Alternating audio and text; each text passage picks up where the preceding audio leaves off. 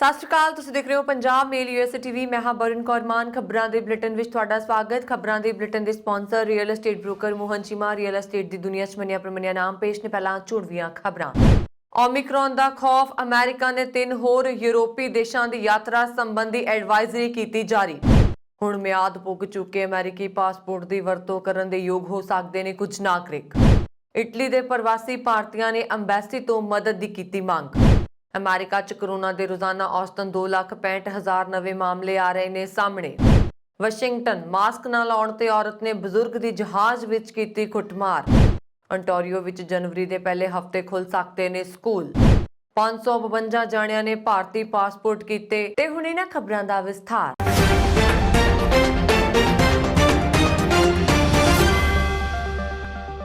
America ਦੇ ਰੋਗ control ਅਤੇ ਰੋਕਥਾਮ ਕੇਂਦਰ ਨੇ ਕੋਰੋਨਾ ਦੇ ਨਵੇਂ ਰੂਪ ਓਮਿਕਰੋਨ ਦੇ ਵੱਧਦੇ ਖਤਰੇ ਦੇ ਮੱਦੇਨਜ਼ਰ 3 ਹੋਰ ਯੂਰਪੀ ਦੇਸ਼ਾਂ ਨੂੰ ਯਾਤਰਾ ਦੇ ਨਜ਼ਰੀਏ ਤੋਂ ਬਹੁਤ ਜ਼ੋਖਮ ਵਾਲੇ ਦੇਸ਼ਾਂ ਦੀ ਸ਼੍ਰੇਣੀ ਵਿੱਚ ਸ਼ਾਮਲ ਕੀਤਾ ਹੈ। CNN ਦੀ ਇੱਕ ਰਿਪੋਰਟ ਮੁਤਾਬਕ CDC ਦੁਆਰਾ ਜਾਰੀ ਹਫ਼ਤਾਵਾਰੀ ਕੋਵਿਡ-19 ਯਾਤਰਾ ਸਲਾਹ ਦੇ ਤਹਿਤ ਯੂਰੋਪੀਅਨ ਦੇਸ਼ ਮਾਲਟਾ, ਮੋਲਡੋਵਾ ਅਤੇ ਸਵੀਡਨ ਨੂੰ ਯਾਤਰਾ ਕਰਨ ਲਈ ਜ਼ੋਖਮ ਭਰੇ ਦੇਸ਼ਾਂ ਦੀ ਦੱਸਿਆ ਗਿਆ ਹੈ। ਇਨ੍ਹਾਂ ਤਿੰਨਾਂ ਦੇਸ਼ਾਂ ਨੂੰ CDC ਦੀ ਸੂਚੀ ਵਿੱਚ 4 ਪੱਧਰ ਤੇ ਬਹੁਤ ਖਤਰੇ ਵਾਲੇ ਦੇਸ਼ਾਂ ਵਜੋਂ ਦਰਜ ਕੀਤਾ ਗਿਆ। ਇਸ ਤੋਂ ਇਲਾਵਾ ਯੂਰਪ ਦੇ ਦੇਸ਼ਾਂ France, Germany, Greece, Ireland, Italy, Netherlands, ਪੁਰਤਗਾਲ, ਸਪੇਨ ਅਤੇ UK ਨੂੰ ਵੀ CDC ਦੀ ਚੌਥੀ ਸ਼੍ਰੇਣੀ ਦੇ ਦੇਸ਼ਾਂ ਵਿੱਚ ਰੱਖਿਆ ਗਿਆ ਹੈ। ਬ੍ਰਿਟੇਨ ਨੂੰ 19 ਜੁਲਾਈ ਤੋਂ ਚੌਥੀ ਸ਼੍ਰੇਣੀ ਵਿੱਚ ਸ਼ਾਮਲ ਕੀਤਾ ਗਿਆ ਹੈ। ਸੰਯੁਕਤ ਰਾਜ ਅਮਰੀਕਾ ਵਿਦੇਸ਼ ਯਾਤਰਾ ਦੀ ਸਹੂਲਤ ਲਈ ਉੱਚ ਪੱਧਰੀ ਸੇਵਾ ਪ੍ਰਦਾਨ ਕਰਨ ਲਈ ਵਚਨਬੱਧ ਹੈ। ਗਲੋਬਲ ਕੋਵਿਡ-19 ਮਹਾਮਾਰੀ ਦੁਆਰਾ ਪੈਦਾ ਹੋਈਆਂ ਸਫ਼ਰ ਦੀਆਂ ਮੁਸ਼ਕਲਾਂ ਨੂੰ ਘਟਾਉਣ ਲਈ ਵਿਦੇਸ਼ ਵਿਭਾਗ, ਹੋਮਲੈਂਡ ਸੁਰੱਖਿਆ ਵਿਭਾਗ ਅਤੇ ਵਪਾਰਕ ਏਅਰਲਾਈਨਾਂ ਅਮਰੀਕੀ ਨਾਗਰਿਕਾਂ ਦੀ ਵਿਦੇਸ਼ ਤੋਂ ਸਿੱਧੇ US ਵਾਪਸ ਆਉਣ ਲਈ ਕੁਝ ਮਿਆਦ ਪੁੱਗ ਚੁੱਕੇ ਪਾਸਪੋਰਟਾਂ ਦੀ ਵਰਤੋਂ ਕਰਨ ਦੀ ਸਮਰੱਥਾ ਨੂੰ ਆਸਾਨ ਬਣਾਉਣ ਲਈ ਕੰਮ ਕਰ ਰਹੀਆਂ ਨੇ। ਵਰਤਮਾਨ ਵਿੱਚ ਵਿਦੇਸ਼ਾਂ 'ਚ ਰਹਿੰਦੇ ਅਮਰੀਕੀ ਨਾਗਰਿਕ ਜਿਨ੍ਹਾਂ ਦੇ ਪਾਸਪੋਰਟ ਦੀ ਮਿਆਦ 1 ਜਨਵਰੀ 2020 ਨੂੰ ਜਾਂ ਇਸ ਤੋਂ ਬਾਅਦ ਸਮਾਪਤ ਹੋ ਗਈ ਹੈ, ਉਹ 31 ਮਾਰਚ 2022 ਤੱਕ ਸੰਯੁਕਤ ਰਾਜ ਵਾਪਸੀ ਦੀ ਯਾਤਰਾ ਲਈ ਆਪਣੇ ਮਿਆਦ ਪੁੱਗ ਚੁੱਕੇ ਅਮਰੀਕੀ ਪਾਸਪੋਰਟ ਦੀ ਵਰਤੋਂ ਕਰਨ ਦੇ ਯੋਗ ਹੋ ਸਕਦੇ ਨੇ। ਹਾਲ ਹੀ ਵਿੱਚ ਮਿਆਦ ਪੁੱਗ ਚੁੱਕੇ US ਪਾਸਪੋਰਟਾਂ ਦੀ ਵਰਤੋਂ ਸੰਯੁਕਤ ਰਾਜ ਤੋਂ ਕਿਸੇ ਅੰਤਰਰਾਸ਼ਟਰੀ ਮੰਜ਼ਿਲ ਤੱਕ ਜਾਣ ਲਈ ਜਾਂ ਕਿਸੇ 에ਅਰਪੋਰਟ ਕਨੈਕਸ਼ਨ ਤੋਂ ਲੰਬੇ ਸਮੇਂ ਲਈ ਕਿਸੇ ਵਿਦੇਸ਼ੀ ਦੇਸ਼ ਦੀ ਯਾਤਰਾ ਕਰਨ ਲਈ, ਸੰਯੁਕਤ ਰਾਜ ਜਾਂ ਸੰਯੁਕਤ ਰਾਜ ਦੇ ਕਿਸੇ ਖੇਤਰ ਵਿੱਚ ਜਾਣ ਲਈ ਨਹੀਂ ਕੀਤੀ ਜਾ ਸਕਦੀ ਹੈ। ਸਾਰੇ ਹਵਾਈ ਯਾਤਰੀਆਂ ਨੂੰ ਇੱਕ ਨਕਾਰਾਤਮਕ ਕੋਵਿਡ-19 ਟੈਸਟ ਦੇ ਨਤੀਜੇ ਦਾ ਸਬੂਤ ਦਿਖਾਉਣਾ ਚਾਹੀਦਾ ਹੈ। ਸੰਯੁਕਤ ਰਾਜ ਲਈ ਆਪਣੀ ਉਡਾਣ ਦੇ ਰਵਾਨਗੀ ਦੇ 24 ਘੰਟਿਆਂ ਤੋਂ ਵੱਧ ਦਾ ਸਮਾਂ ਨਹੀਂ ਲਿਆ ਗਿਆ। ਕੋਰੋਨਾ ਕਾਰਨ ਸ਼ਾਇਦ ਹੀ ਦੁਨੀਆ ਦਾ ਕੋਈ ਅਜਿਹਾ ਦੇਸ਼ ਹੋਵੇ ਜਿੱਥੇ ਲੋਕਾਂ ਨੂੰ ਮਾਨਸਿਕ ਤੇ ਆਰਥਿਕ ਪਰੇਸ਼ਾਨੀਆਂ ਦਾ ਸਾਹਮਣਾ ਨਾ ਕਰਨਾ ਪਿਆ ਹੋਵੇ।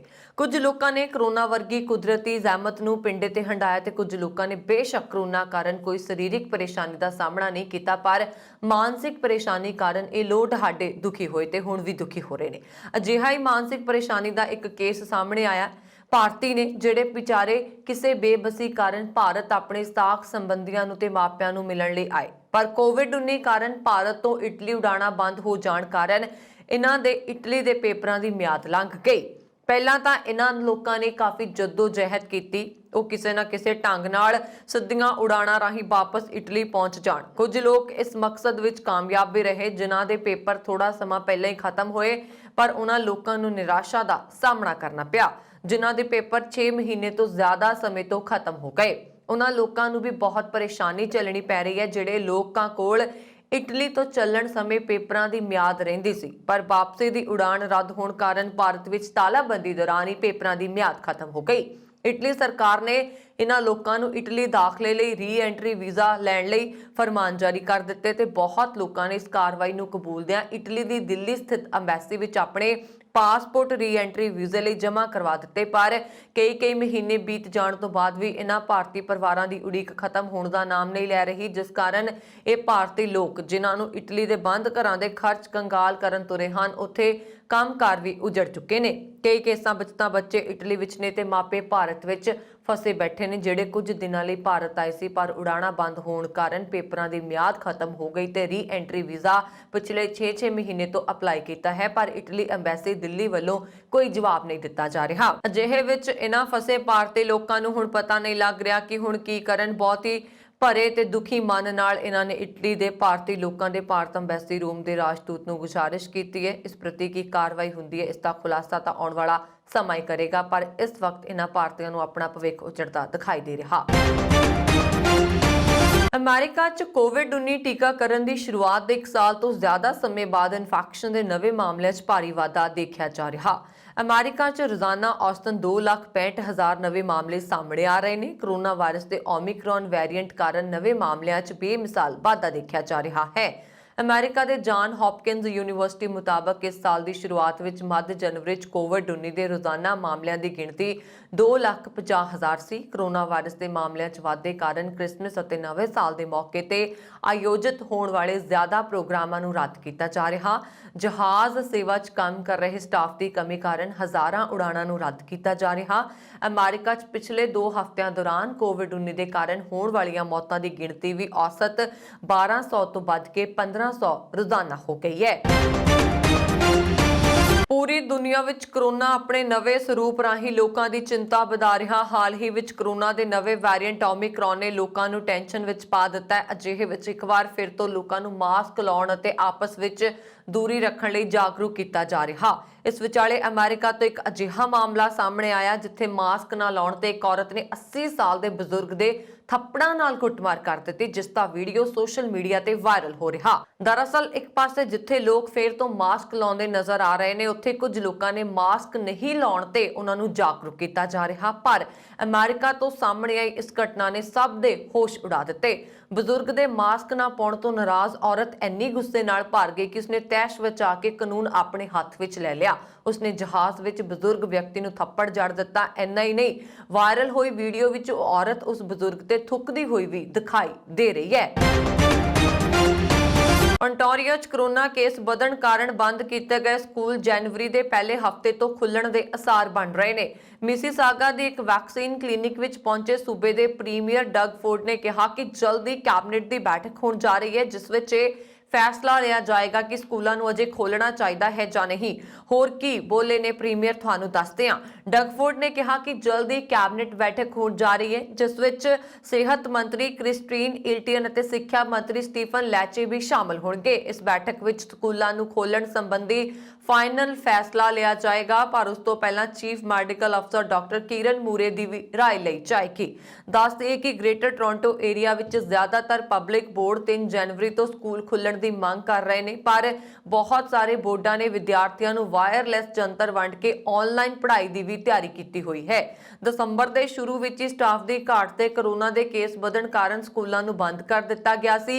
1 ਸਤੰਬਰ ਤੋਂ 18 ਦਸੰਬਰ ਤੱਕ ਸੂਬੇ ਵਿੱਚ ਆਏ ਕੁੱਲ ਕੋਰੋਨਾ ਮਾਮਲਿਆਂ 'ਚ ਲਗਭਗ 12,000 ਕੇਸ ਵਿਦਿਆਰਥੀਆਂ ਅਤੇ ਸਕੂਲ ਸਟਾਫ ਤੇ ਸਨ। ontario ਵਿੱਚ ਬੀਤੇ 7 ਦਿਨਾਂ ਤੋਂ ਰੋਜ਼ਾਨਾ 8,000 ਤੋਂ ਵੱਧ ਕੇਸ ਆ ਰਹੇ ਨੇ। ਮਾਈਕਲ ਗੈਰਨ ਹਸਪੀਟਲ ਦੇ critical care medical director doctor Michael Warner ਨੇ ਮੀਡੀਆ ਨਾਲ ਗੱਲ ਕਰਦਿਆਂ ਕਿਹਾ ਕਿ ਜੇਕਰ ਸਰਕਾਰ ਜਲਦ ਸਕੂਲ ਖੋਲ੍ਹਣ ਦਾ ਫੈਸਲਾ ਲੈਣ ਜਾ ਰਹੀ ਹੈ ਤਾਂ ਉਸਨੂੰ ਅਧਿਆਪਕਾਂ, ਸਟਾਫ ਅਤੇ ਵਿਦਿਆਰਥੀਆਂ ਦੀ ਸੁਰੱਖਿਆ ਲਈ ਪਹਿਲਾਂ ਅਹਿਮ ਕਦਮ ਚੁੱਕਣੇ ਚਾਹੀਦੇ ਨੇ ਤਾਂ ਜੋ ਸਕੂਲਾਂ ਵਿੱਚ ਮਹਾਮਾਰੀ ਨੂੰ ਫੈਲਣ ਤੋਂ ਰੋਕਿਆ ਜਾ ਸਕੇ। ਕੈਨੇਡਾ ਅਤੇ ਅਮਰੀਕਾ ਸਣੇ ਦੁਨੀਆ ਦੇ ਵੱਖ-ਵੱਖ ਮੁਲਕਾਂ ਦੀ ਨਾਗਰਿਕਤਾ ਹਾਸਲ ਕਰ ਚੁੱਕੇ ਪੰਜਾਬੀਆਂ ਵੱਲੋਂ ਭਾਰਤੀ ਨਾਗਰਿਕਤਾ ਛੱਡਣ ਦਾ ਸਿਲਸਿਲਾ ਲਗਾਤਾਰ ਜਾਰੀ ਹੈ ਅਤੇ ਚੰਡੀਗੜ੍ਹ ਦੇ ਰੀਜਨਲ ਪਾਸਪੋਰਟ ਦਫ਼ਤਰ ਵਿੱਚ ਪਿਛਲੇ 5 ਸਾਲ ਦੌਰਾਨ ਪੰਜਾਬ, ਹਰਿਆਣਾ ਨਾਲ ਸੰਬੰਧਿਤ 552 ਜਣੇ ਆਪਣੇ ਪਾਸਪੋਰਟ ਸਰੈਂਡਰ ਕਰ ਚੁੱਕੇ ਨੇ। ਖੇਤਰੀ ਪਾਸਪੋਰਟ ਦਫ਼ਤਰ ਵੱਲੋਂ ਇੱਕ ਤੈਅਸ਼ੁਦਾ ਫੀਸ ਦੇ ਇਵਜ਼ ਵਿੱਚ ਪ੍ਰਵਾਸੀਆਂ ਨੂੰ ਸਰੈਂਡਰ ਸਰਟੀਫਿਕੇਟ ਜਾਰੀ ਕੀਤੇ ਜਾਂਦੇ ਨੇ।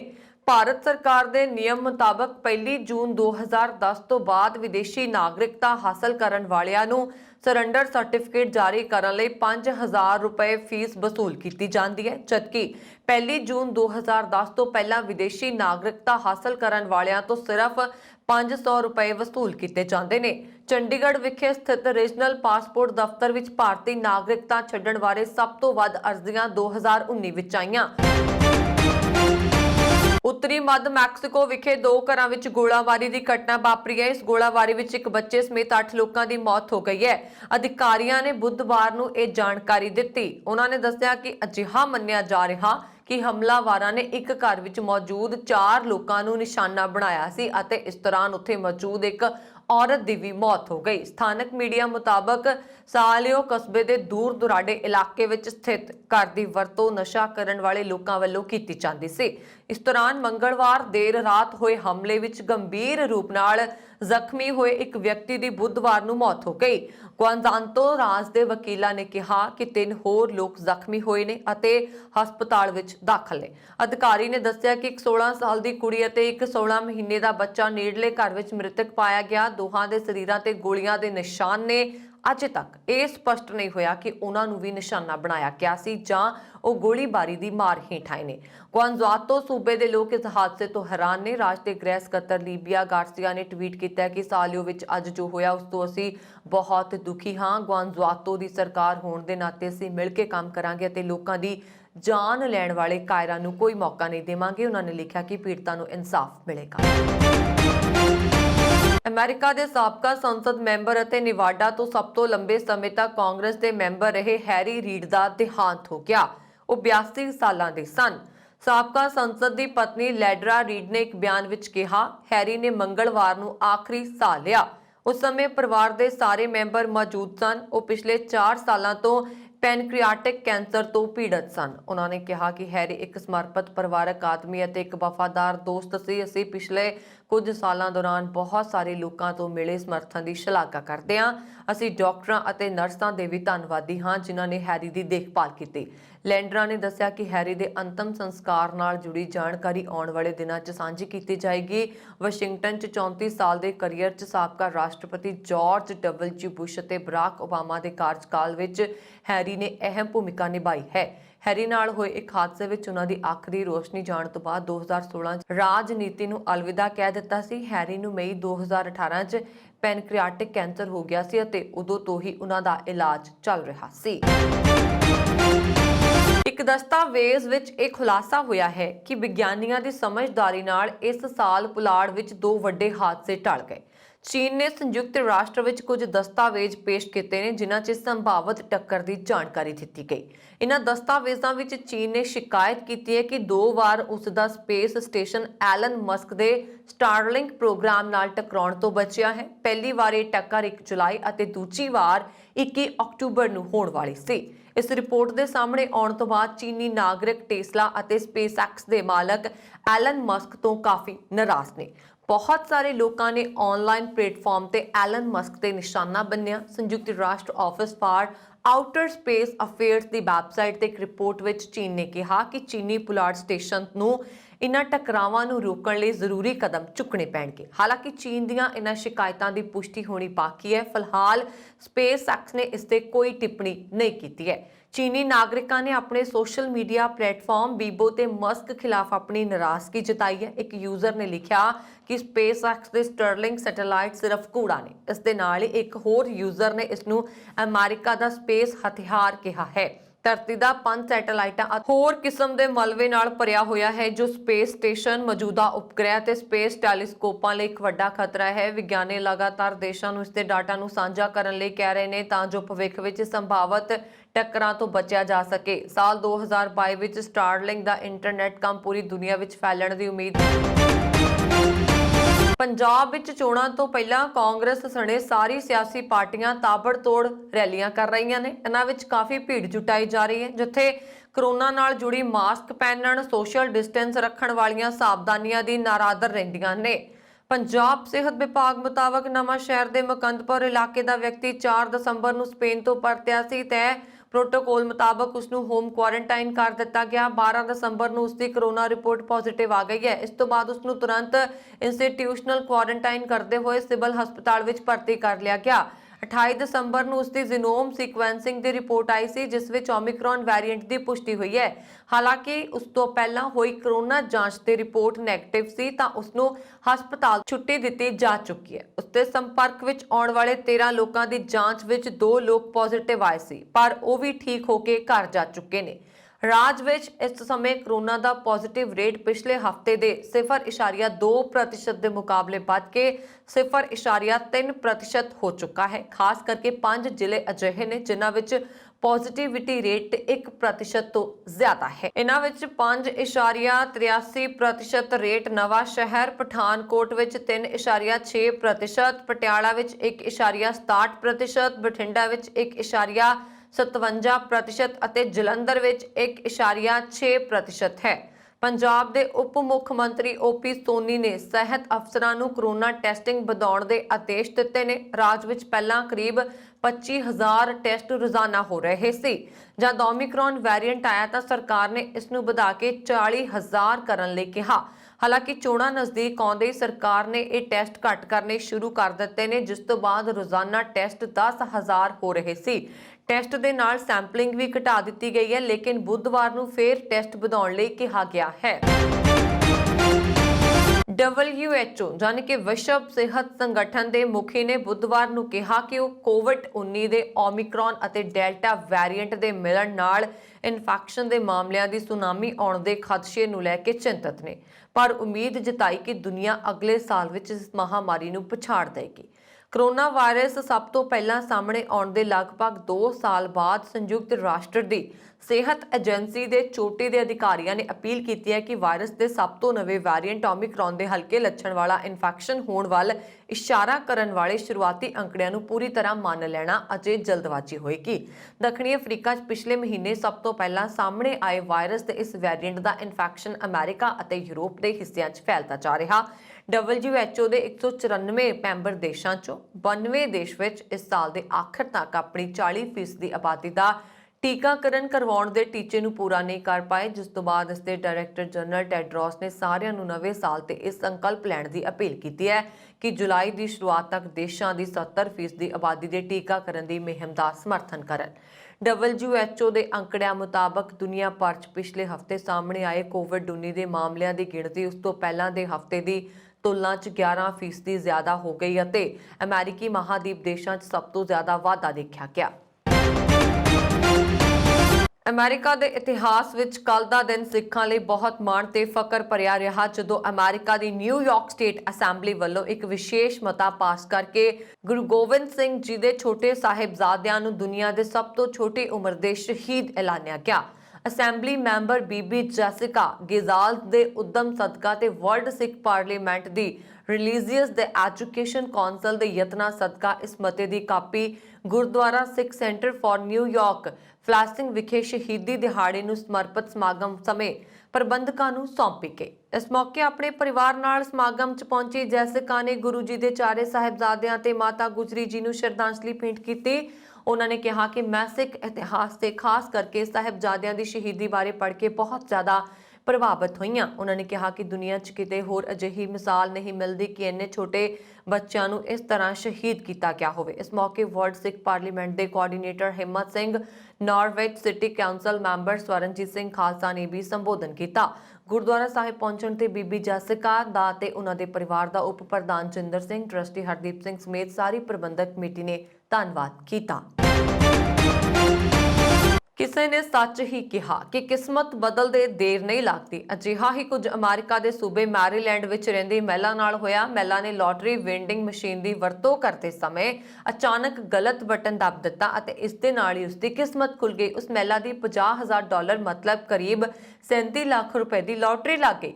ਇਨਾਮ ਜਿੱਤਣ ਵਾਲੀ ਮੈਰੀਲੈਂਡ ਦੀ 43 ਸਾਲਾ ਮਹਿਲਾ ਦਾ ਕਹਿਣਾ ਹੈ ਕਿ ਲੋਟਰੀ ਵੈਂਡਿੰਗ ਮਸ਼ੀਨ ਦਾ ਗਲਤੀ ਨਾਲ ਇੱਕ ਬਟਨ ਦਬਾਉਣ ਨਾਲ ਉਸਦੀ $50,000 ਦੀ ਲੋਟਰੀ ਲੱਗੀ। ਗਲੋਬਲ ਟਾਈਮਜ਼ ਵਿੱਚ ਛਪੀ ਖਬਰ ਮੁਤਾਬਕ ਮਹਿਲਾ ਨੇ ਮੈਰੀਲੈਂਡ ਲੋਟਰੀ ਦੇ ਅਧਿਕਾਰੀਆਂ ਨੂੰ ਦੱਸਿਆ ਕਿ ਉਹ ਹੈਕਸਨ ਟਾਊਨ ਵਿੱਚ ਹਾਫਵੇ ਲਿਕਸ ਵਿੱਚ ਇੱਕ ਲਾਟਰੀ ਵੈਂਡਿੰਗ ਮਸ਼ੀਨ ਸਾਹਮਣੇ ਖੜੀ ਸੀ। ਉਦੋਂ ਉਸਨੇ ਗਲਤੀ ਨਾਲ ਮਸ਼ੀਨ ਦੇ ਇੱਕ ਬਟਨ ਨੂੰ ਦਬਾ ਦਿੱਤਾ, ਜਿਸ ਨਾਲ $20 ਸਕ੍ਰੈਚ ਆਫ ਗੇਮ ਦੀ ਬਜਾਏ $5 ਡਿਲਕਸ ਕ੍ਰਾਸਵਰਡ ਟਿਕਟ ਬਾਹਰ ਨਿਕਲਿਆ।